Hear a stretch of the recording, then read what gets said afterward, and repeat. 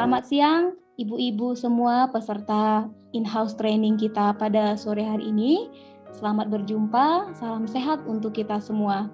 Ibu-ibu sekalian, adapun yang menjadi materi kita di sore hari ini adalah tentang penyusunan modul ajar. Kita mulai saja materi kita pada hari ini. Saya izin share screen ya ibu-ibu sekalian. Iya, Bu. Nah, sebelum kita memulai materi kita pada sore hari ini, apakah ada di antara kita sekalian yang sudah pernah mendengar kata modul ajar? Gitu. Di antara kita semua, apakah sudah pernah mendengar kata atau istilah tentang modul ajar? Sudah, Bu. Sudah pernah ya? Oke, baiklah saya akan memulai materi kita pada hari ini.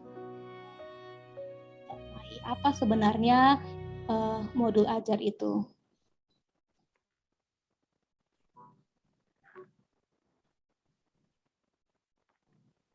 Baik. Penyusunan modul ajar. Lihat.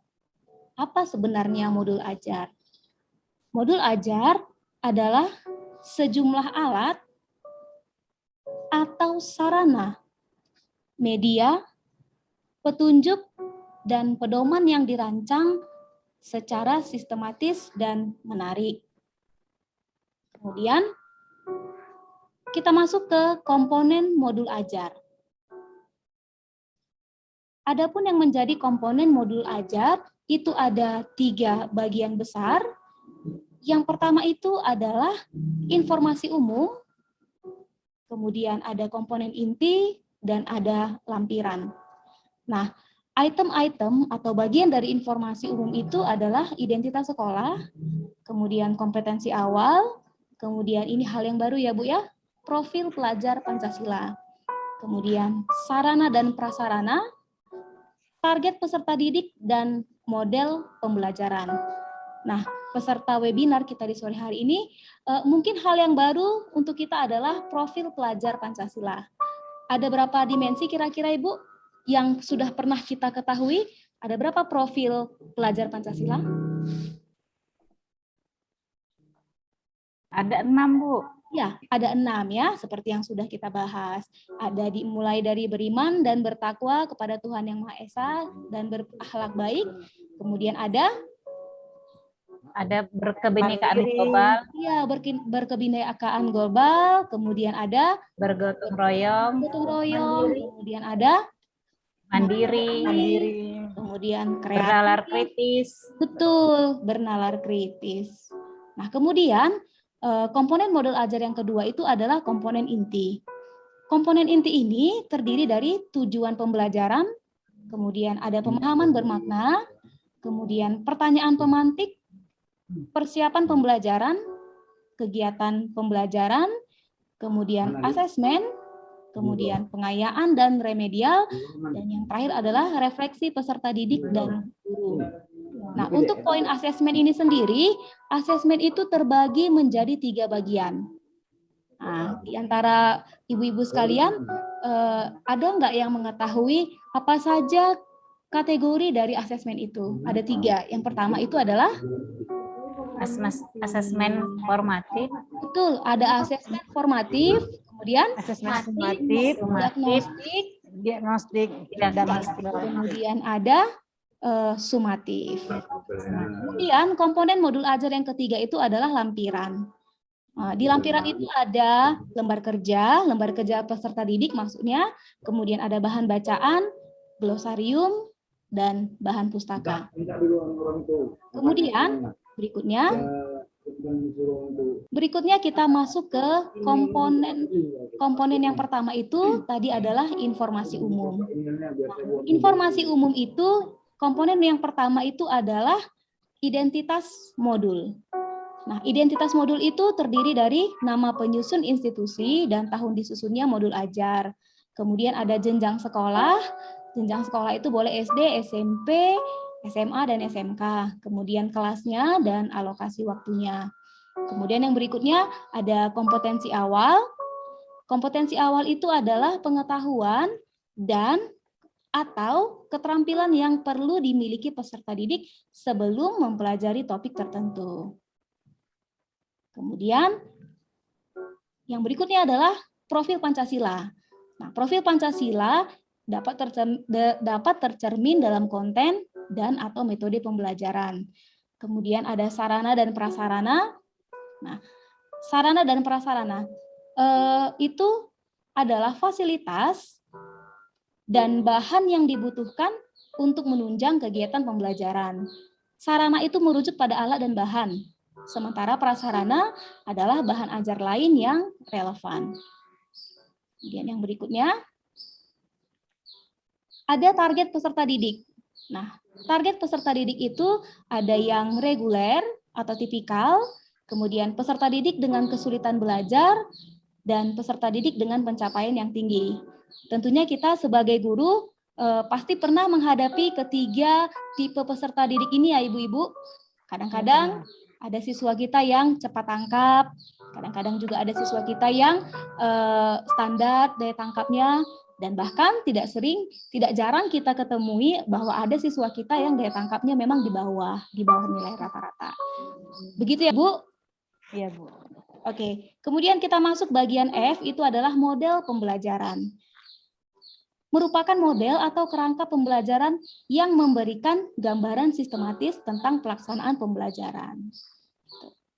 Kemudian kita lanjut ke komponen inti. Nah, komponen inti itu yang pertama itu ada tujuan pembelajarannya. Tujuan pembelajaran itu harus tercermin atau harus mencerminkan hal-hal penting dari pembelajaran dan harus bisa diuji dengan berbagai bentuk asesmen sebagai bentuk dari unjuk pemahaman. Tadi di awal kita sudah bisa menyebutkan bahwa ada 3 tipe asesmen dan itu harus terlihat di tujuan pembelajarannya. Kemudian yang kedua itu adalah pemahaman bermakna. Nah, apa itu pemahaman bermakna? Itu adalah informasi tentang manfaat yang akan peserta didik peroleh setelah mengikuti pembelajaran. Kemudian, bagian lain dari komponen inti adalah pertanyaan pemantik. Pertanyaan pemantik ini untuk menumbuhkan rasa ingin tahu dan kemampuan berpikir kritis dalam diri peserta didik. Kemudian ada kegiatan inti atau kegiatan pembelajarannya. Nah, urutan kegiatan pembelajaran inti itu harus dalam bentuk langkah-langkah kegiatan pembelajaran yang dituangkan secara konkret, kemudian disertakan opsi pembelajaran alternatif dan langkah untuk menyesuaikan kebutuhan siswa. Jadi kita sekarang ini kalau mengajar itu harus memang betul-betul mengenal karakter peserta didik kita. Kemudian kita lanjutkan dengan asesmen. Nah, di sini kembali diutarakan bahwa ada 3 jenis asesmen, itu adalah diagnostik, itu sebelum pembelajaran, kemudian formatif pada prosesnya, kemudian sumatif itu pada akhirnya. Kemudian ada pengayaan dan remedial. Nah, pengayaan itu diberikan kepada peserta didik dengan pencapaian tinggi. Sementara remedial itu untuk siswa yang membutuhkan bimbingan. Nah, sebelum saya melanjut ke topik yang berikutnya, saya ingin bertanya kepada ibu-ibu sekalian yang ada di IHT kali ini. Kira-kira bentuk remedial yang pernah Ibu bagikan ke siswa itu dalam bentuk apa, Ibu? Bentuk remedialnya biasa seperti apa? Coba Ibu Ade boleh sharing? Ya, sejauh yang pengayaan dan remedial selama ini dilakukan di sekolah, biasanya untuk murid-murid yang memiliki pencapaian tinggi, pengayaan yang diberikan itu adalah membuat penyimpulan kembali, membuat sebuah seperti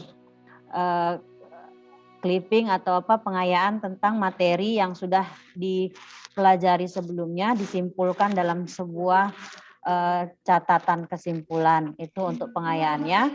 Kemudian untuk remedialnya lebih kepada pembimbingan yang lebih, artinya karena dia remedial ya makanya dia membutuhkan bimbingan yang lebih, semisal memberikan tugas-tugas atau tes-tes ringan untuk sekedar memberi bimbingan seperti itu.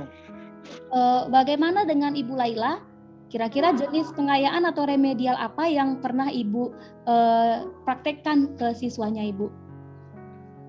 Kalau pengayaan yang saya gunakan selama ini itu ya pada sama seperti Bu Ade, pada siswa yang lebih tinggi mencapai nilainya itu pengayaannya dapat menyimpulkan hasil belajar yang telah dicapainya. Kemudian untuk remedial itu remedial kepada siswa yang tidak mencapai pada hasil belajarnya, itu memberi tugas-tugas atau soal-soal yang belum dipahaminya. Saya juga kalau remedial itu biasanya yang saya lakukan adalah memberikan soal ulang kepada siswa gitu. Kalau misalnya dia ulangan gitu kan, nilainya di bawah nilai KKM gitu. Jadi bentuk kurang lebih remedial yang seperti sering itu. saya berikan itu justru memberi ulang soalnya untuk dia kerjakan begitu. Iya, selebihnya seperti Ya. itu, kurang lebih. Berarti kita kurang lebih memiliki yang sama. Seperti itu. Kita lanjut ke berikutnya. Nah, kemudian yang di bagian ketiga itu adalah bagian dari lampiran. Nah, bagian dari lampiran ini yang pertama itu adalah lembar kerja peserta didik. Nah, lembar kerja siswa ini ditujukan untuk peserta didik, bukan untuk kita guru, dan dapat diperbanyak sesuai dengan kebutuhan. Kemudian lampirannya juga ada bahan bacaan guru dan peserta didik.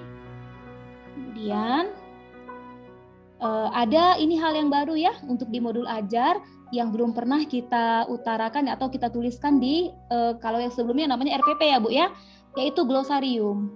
Nah, glosarium ini adalah kumpulan istilah-istilah dalam suatu bidang yang disusun secara alfabetikal dan dilengkapi dengan definisi atau artinya.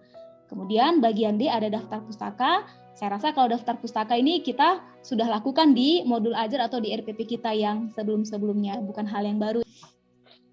Kemudian kita lanjut dengan ini. Ada prinsip pengembangan modul ajar. Nah, ada 4 kriteria yang harus dimiliki oleh modul ajar. Ada 4 kriterianya. Yang pertama, bahwa modul ajar itu harus esensial. Harus esensial, artinya pemahaman konsep melalui pengalaman belajar dan lintas disiplin. Kemudian modul ajar itu kita harus buat menarik, bermakna, dan menantang. Yang didefinisikan dengan menumbuhkan minat untuk belajar dan melibatkan peserta didik secara aktif dalam proses belajar.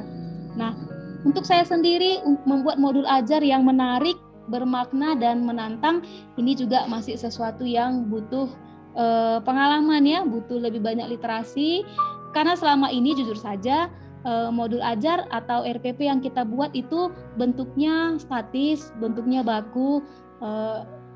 Untuk saya sendiri itu kadang-kadang hanya sebatas administrasi. Jadi bukan sesuatu hal yang menarik, bermakna, dan menantang. Nah, bagaimana dengan ibu-ibu sekalian yang ada di webinar kita? Bagaimana tentang modul ajar yang ibu-ibu susun selama ini? Apakah sama seperti pengalaman saya yang hanya sekedar administrasi atau memang ada sesuatu hal yang baru yang bisa kita sharing, ibu-ibu? Ya, memang harus lebih banyak, masih banyak yang butuh dipelajari Bu untuk bisa membuat modul yang menarik, bermakna, dan menantang. Iya. Pertama, tantangan terbesar untuk guru yaitu Bu, menarik, bermakna, dan menantang. Menarik ya. Berikutnya, itu harus relevan dan kontekstual. Nah, berhubungan dengan pengetahuan dan pengalaman yang dimiliki sebelumnya dan sesuai dengan konteks di waktu dan tempat peserta didik berada. Kemudian modul ajar yang kita buat itu harus berkesinambungan. Keterkaitan antara alur kegiatan sesuai dengan fase belajar peserta didik. Itu dia 4 prinsip dari modul ajar. Oke, nah supaya webinar kita sedikit lebih semangat, kita akan kuis. Nah, ayo kita refresh kembali topik IHT kita hari ini, yaitu tentang modul ajar. Ibu-ibu sekalian, di kolom chat sudah saya bagikan link. Sudah saya bagikan link. Coba kita lihat, kita cek masing-masing linknya. Nah, di situ ada link, silakan diklik. Link itu akan mengalihkan kita ke Jamboard. Jamboard. Oke, ada Jamboard di situ. Nah, di mana nanti kita akan merefresh kembali, ibu-ibu sekalian, tentang apa yang sudah kita bahas tadi, yaitu komponen-komponen dari modul ajar. Sudah bisa diakses ibu-ibu sekalian? Sudah ya? Oke. Kita sederhana saja, yang penting kita bisa lebih rileks. Oke. Yang pertama, coba kita lihat. Silahkan drag sticky notes yang merupakan komponen-komponen dari informasi umum pada modul ajar. Silahkan ibu-ibu sekalian. Di situ ada identitas modul. Oke. Kemudian ada apa lagi? Betul, ada profil Pancasila. Itu Ibu Dahliani ya? Oke, apa lagi tadi yang merupakan bagian dari informasi umum? Ya tadi. Silahkan dilanjut, apalagi yang merupakan komponen dari informasi umum. Oke, ada bisa masuk. Kemudian tadi ada apa itu yang membutuhkan alat dan bahan. Oke, ada model pembelajaran, betul. Kemudian itu tadi yang kita membutuhkan alat atau bahan kadang-kadang di dalam proses belajar kita, yaitu kita membutuhkan sarana dan prasarana. Oke, kita lanjut ke pertanyaan berikutnya, masih di Jamboard yang sama. Nah, yang kedua ini pertanyaannya. Silakan drag sticky notes yang merupakan komponen inti. Komponen inti. Yang pertama itu adalah Ibu Laila ya, ada tujuan pembelajaran. Ibu Laila dan Ibu Dahliani boleh kita sambil menghidupkan mikrofonnya ya, sambil kita berinteraksi. Oke, ada kegiatan pembelajaran, betul. Ada pemahaman bermakna, betul. Kemudian, ada pertanyaan pemantik. Kemudian, itu tadi, kalau yang kita lakukan di awal, kemudian di proses pembelajaran, dan di akhir. Ini bukan tentang nilai biasanya, tapi tentang proses. Itu apa? Bagian-bagiannya. Ya, ada pengayaan dan remedial. Kemudian yang tadi yang ada diagnostik, formatif, sumatif, itu tadi bagian apa? Itu juga komponen inti. Kita sebut apa tadi yang 3 ini? Ada asesmen. Nah, selain ini ada lagi yang justru ada satu sticky notes yang sangat penting yang masih tertinggal. Sticky notes yang merupakan bagian dari komponen inti. Kegiatan pembelajaran. Itu tidak boleh kita lupakan ya, karena memang itu yang bagian inti dari modul ajar. Oke, kemudian satu pertanyaan lagi.